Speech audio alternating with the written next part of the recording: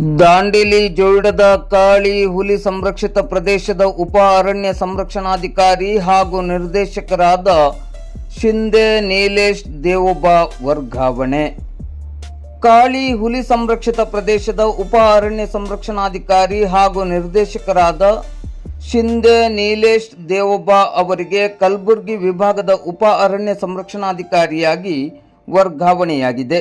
ಈ ಬಗ್ಗೆ ಇಂದು ಮಂಗಳವಾರ ಬೆಳಿಗ್ಗೆ 10:30 ಗಂಟೆ ಸುಮಾರಿಗೆ ಮಾಧ್ಯಮಕ್ಕೆ ಮಾಹಿತಿ ಲಭ್ಯವಾಗಿದೆ. ಕಳೆದ 2 ವರ್ಷ 11 ತಿಂಗಳುಗಳಿಂದ ಶಿಂದೆ ನೀಲೇಶ್ ದೇವೊಬ್ಬ ಅವರು ಕಾಳಿ ಹುಲಿ ಸಂರಕ್ಷಿತ ಪ್ರದೇಶದ ಉಪ ಅರಣ್ಯ ಸಂರಕ್ಷಣಾಧಿಕಾರಿ ಮತ್ತು ನಿರ್ದೇಶಕರಾಗಿ ಸೇವೆಯನ್ನು ಸಲ್ಲಿಸುತ್ತಾ ಬಂದಿದ್ದಾರೆ.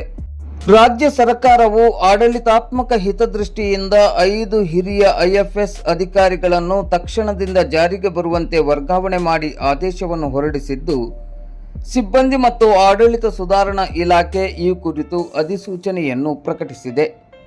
ರಾಜ್ಯಪಾಲರ ಆದೇಶದ ಮೇರೆಗೆ ಸರ್ಕಾರದ ಅಧೀನ ಕಾರ್ಯದರ್ಶಿ ವಿ. ಪ್ರಸನ್ನಕುಮಾರ್ ಅವರು ಈ ಅಧಿಕೃತ ಅಧಿಸೂಚನೆಗೆ ಸಹಿ ಮಾಡಿದ್ದಾರೆ.